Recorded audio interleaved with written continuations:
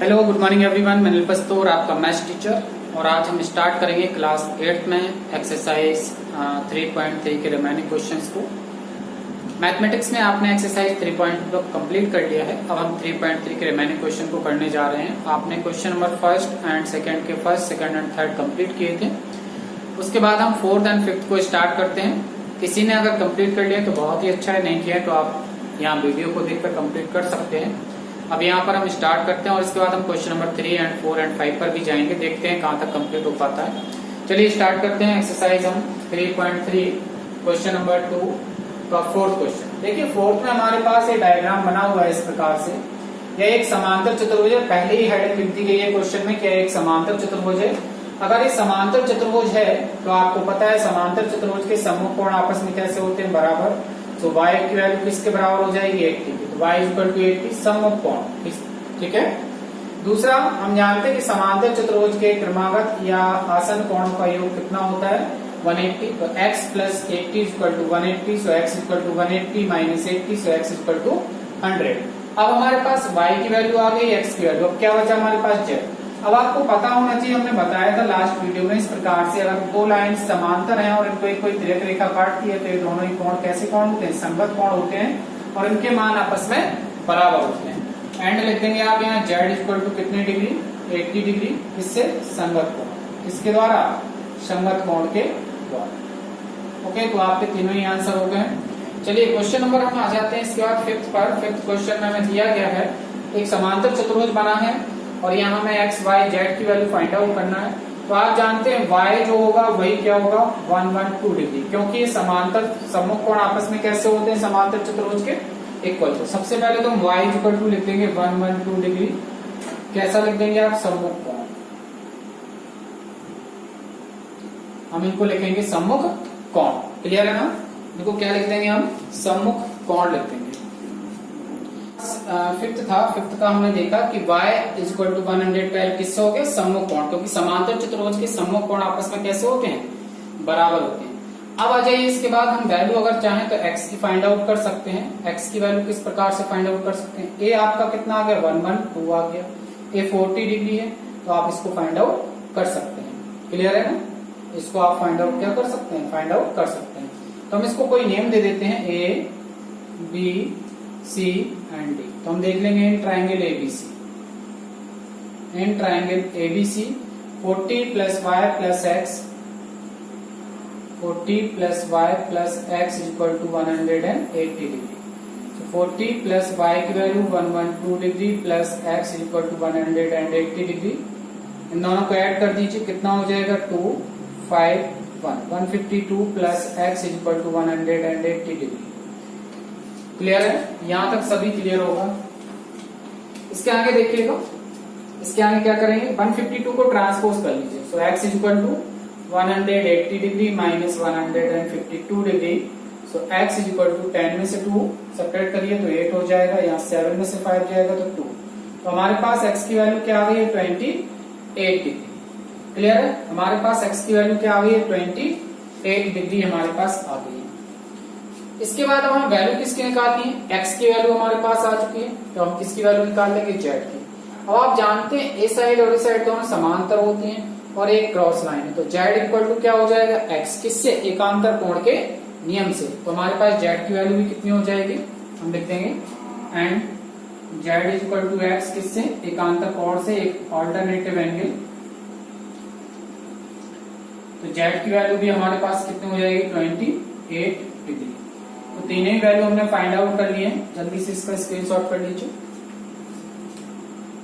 Question number third आपके सामने लिखा हुआ है, क्या एक चतुर्भुज समांतर चतुर्भुज हो सकता है, क्या एक चतुर्भुज समांतर चतुर्भुज हो सकता है यदि angle D plus B equal to 180। चलिए हम एक समांतर चतुर्भुज यहाँ बना लेते हैं। पहले बना इसको नेम दे दीजिए, कहीं से भी स्टार्ट कर दीजिए। अब देखिए इसमें d और b को जोड़ा जा रहा है, क्या इनका योगफल 180 हो सकता है, क्या d और b का एडिशन 180 हो सकता है, हाँ हो सकता है। ठीक है, d एंड b का एडिशन कितना हो सकता है, 180 हो सकता है, परंतु हमेशा नहीं हो सकता है। क्यों, क्योंकि अगर हम आयत ले लेते हैं, अगर इसकी जगह हम क्या ले लें, आयत ले लें, आयत भी एक समांतर चतुर्भुज, तो ए भी 90 होता है, ए भी 90 होता है, ए भी 90 होता है, ए भी 90 होता है, तो इन दोनों का योगफल कितना आ जाएगा? 180 आ जाएगा कि नहीं आ जाएगा? आ जाएगा। लेकिन क्या एक समांतर चतुर्भुज में हमेशा हो सकता है? अगर ऐसा बनाए तो होगा क्या? नहीं होगा। ठीक है, तो लिख देंगे आप हाँ, परंतु हमेशा संभव नहीं है।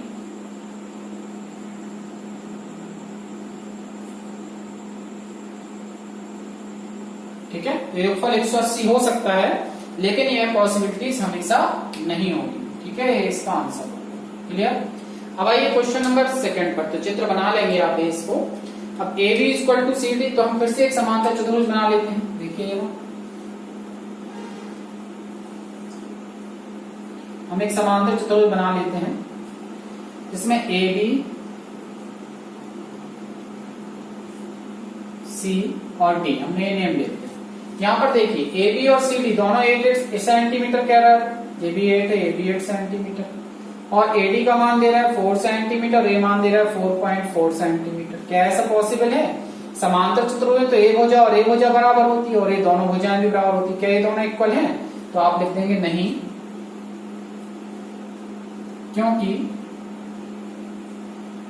AD not equal to BC. AD जो है वो किसके बराबर नहीं है? बीसी के बराबर नहीं है, क्योंकि एडी और बीसी आपस में कैसी होनी चाहिए? बराबर। क्या एक समांतर चतुर्भुज नहीं होगा। ठीक है, अब आ जाइए क्वेश्चन नंबर 3 पर। एंगल ए दिया गया है 70 डिग्री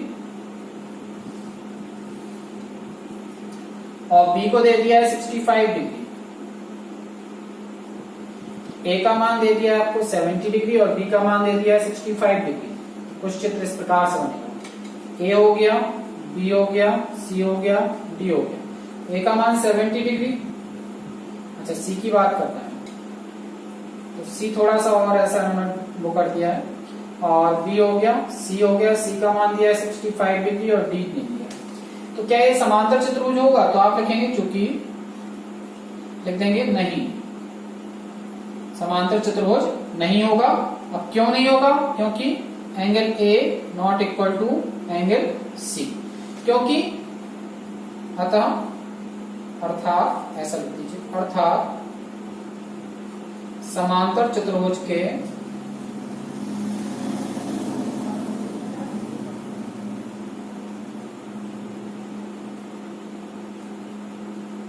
सम्मुख कोण बराबर होते हैं।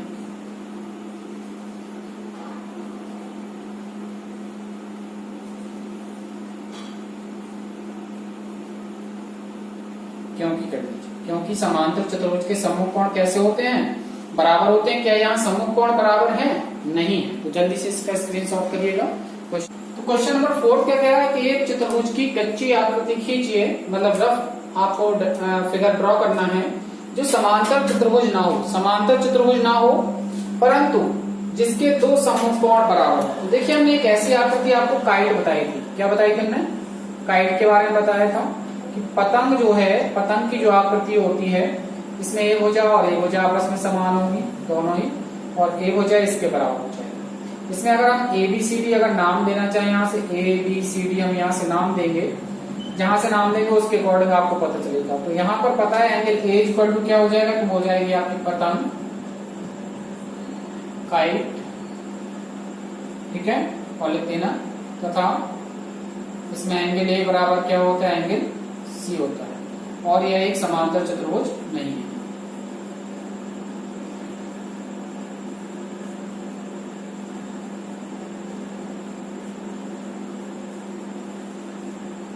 क्लियर हो गया होगा आपको कि काइट की जो आकृति है उसमें देखिए क्रमागत या आसन भुजाएं बराबर होती हैं, आसन भुजाओं का योग आपस में बराबर होता है, और कोई एक ही प्रकार के युग्मों कोणों का योग बराबर होता है, दूसरे कोणों का योग बराबर नहीं होता है। तो यहाँ बी बराबर सी होगा, सॉरी हाँ ए बराबर सी होगा, और आपको पता है एक समांतर चतुर्भुज नहीं है।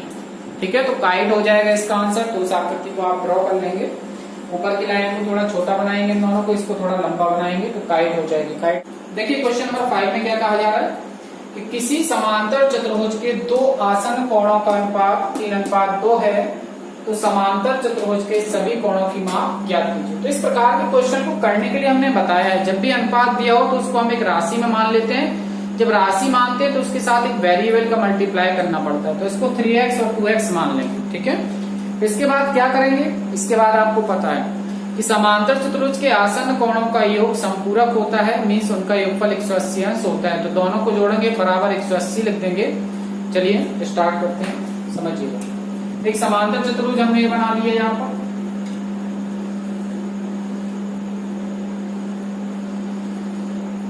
इस प्रकार से ABCD इसको नेम दे दिया,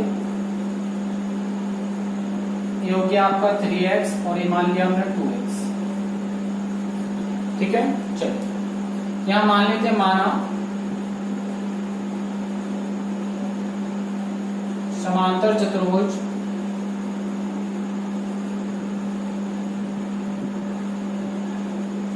के आसन्न कोण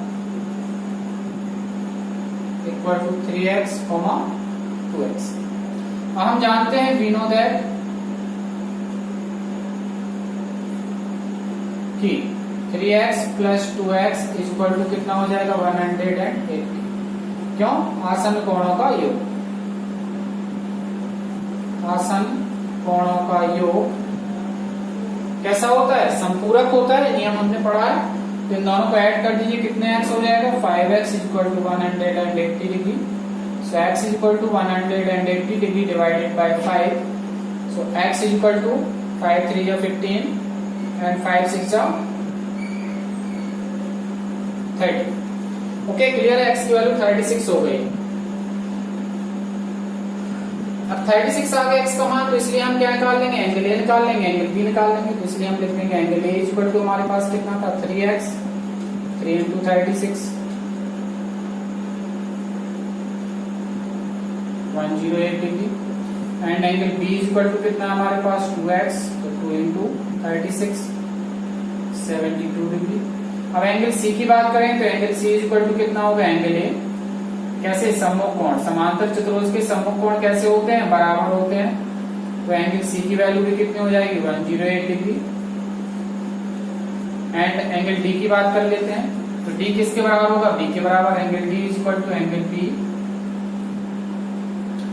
ये भी क्या हो जाएंगे? सम्मुख कोण। इसके समांतर चतुर्भुज के सम्मुख कोण कैसे होते हैं? बराबर होते हैं। आपको ये जरूर याद रखना है, आकृति क्या है? एक समांतर चतुर्भुज। तो D is equal to B की वैल्यू रख दीजिए। B की वैल्यू कितनी आई थी? 72 डिग्री। और आपके पास इन चारों ही कोणों के मान आ गए हैं, दैट इज। इस प्रकार से क्वेश्चन नंबर आप कौन सा करेंगे? 5 करेंगे। जल्दी से इसका स्क्रीनशॉट कर लीजिए। आपको ये सारे क्वेश्चन अच्छी तरह से समझ में आए होंगे। आशा करते हैं कि आप इन क्वेश्चंस को अच्छी तरह से अपनी कॉपी पर करिएगा और समझ भी पा रहे होंगे। और अगर किसी भी क्वेश्चन को समझने में प्रॉब्लम होती है तो आप वीडियो को बार बार देखिए, उसके द्वारा क्वेश्चन को सही से कॉपी पर राइट करिएगा। एक दूसरे की कॉपी करके, नकल करके कॉपी पर मत लिखिएगा, क्योंकि आप लोग बहुत सारी गलतियां करते हैं। ग्रुप में जब डालते हैं तो चेक करने में बहुत प्रॉब्लम होती है, बिकॉज आपको वीडियो बहुत ही मेहनत के साथ बना के प्रोवाइड कराई जाती है। आपको लगता होगा 15 या 10 मिनट की वीडियो है, हम देख लेंगे और कंप्लीट कर लेंगे, तो आपको इसको देखना है। आप इसको खुद देखिए, आफ्टर दैट अपनी कॉपी पे वर्क को कंप्लीट करिएगा। ऐसा नहीं किसी दूसरे ने कर लिया तो उसका देख के आप भी कर लेते हैं, ठीक है। ऐसा तब कर सकते हैं जब आपके पास मोबाइल या वीडियो को देखने की कोई सुविधा ना हो, तो आप ऐसा कर सकते हैं। बट उसका वर्क अगर चेक हो गया है तभी आप ऐसा करिएगा। Okay, thank you class, have a good day.